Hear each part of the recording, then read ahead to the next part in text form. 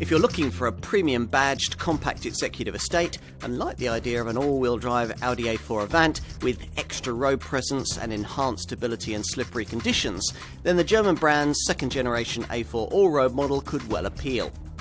It'll also suit those who appreciate the virtues of a plush, mid-sized premium SUV, but don't really like the thought of being seen in one. There are certainly more affordable and more capable SUV-orientated estates in this segment, but there are a few more desirable ones. This A4 all-road model sits 34mm higher from the ground than an ordinary A4 Avant, and that extra ride height is there to allow for 23mm of extra suspension travel, which means that off-road, unmade tracks with large bumps can be taken more easily in this Audi stride. The lack of the kind of adaptable air suspension you'd get on the larger A6 all-road model means that you wouldn't want to attempt anything more challenging than that in this car. Keep this model in its off-road comfort zone though, and it's reasonably capable, helped by an extra off-road mode in the standard Drive Select driving dynamics system that focuses all the electronic systems for off-piste use and keeps the car permanently in four-wheel drive. That fact is quite pertinent actually, because one of the things you really need to know about this A4 Allroad's new Quattro with Ultra technology four-wheel drive system is that normally it isn't always powering all four wheels. Audi's now moved on to on-demand functionality for its Quattro setup. This system cleverer than others in that it can predict the need for four-wheel drive activation based on road conditions and your driving style. Onto engines, all of which are mated to automatic transmission in the A4 all-road range. There's a single 195 PS 2-litre TFSI petrol option, but most buyers will probably opt for a diesel, possibly the 2-litre TDI 190 PS variant. That's attractive because it can return up to 57.6 mpg on the combined cycle and up to 128 grams per kilometre of CO2. Alternatively, there's a couple of 3-litre V6 TDI options developing either 218 PS or, as in this case, 272 PS. This latter variant getting its own more sophisticated 8-speed Tiptronic auto gearbox. You can see why such a significant proportion of A4 Avant buyers opt to find the relatively small premium necessary to upgrade themselves into an A4 all-road model. Obviously, it isn't to go off-road. Audi reckons that hardly any of them will ever do that. Instead, the allure has much to do with image. The aesthetic changes made to create this all-road body style may be subtle, but they're undeniably effective in giving this car a little more street-side presence. Raising the tailgate reveals that this Mark II A4 all-road model's extra 25mm of length has freed up 15 litres more boot space than before, the total now rising to 505 litres.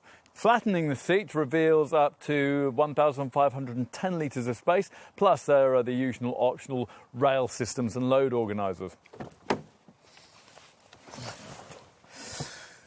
Time to move inside.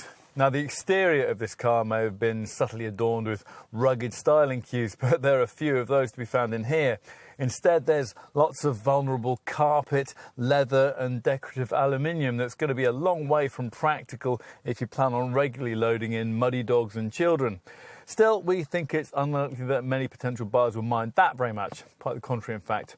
As ever with Audi, it's the at-the-wheel experience that'll probably really sell you this car.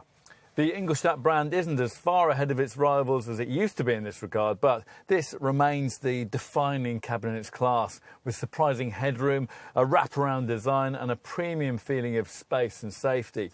The optional virtual cockpit replaces the entire instrument binnacle with a 12.3-inch LCD colour monitor and has a layout that's fully digital and customisable with smart 3D graphics and highly detailed effects. Anything this setup can't tell you will almost certainly be covered by the slimline MMI infotainment display that dominates the top of this dashboard. It's 7 inches in size on standard models or 8.3 inches if you opt for the top MMI Navigation Plus with MMI Touch system we're trying here, with its crisp 3D maps and responsive in-video graphics. Now, time to take a seat in the rear. Once inside, you ought, in theory, to quickly notice the benefit of the extra 12mm of wheelbase length this Mark II model A4 Allroad enjoys over its predecessor. Audi says there's 23mm more legroom back here than there was before, but to be frank, it doesn't feel that much bigger. Still, 3 adults have very rarely carried at the back of this kind of car, and 2 will be as comfortable as it's possible to be in a compact executive estate model of this sort. In summary, this second generation A4 Allroad is much more of a model in its own right than its predecessor ever was. If you want the occasional benefits of better ground clearance and off-road traction without the usual clunky dynamic downsides, if you can do without the image, the expense and bulk of a fully fledged SUV, and if, in summary, you want to make a sensible lifestyle statement, then here's a solution that's very thorough, very sophisticated and very Audi.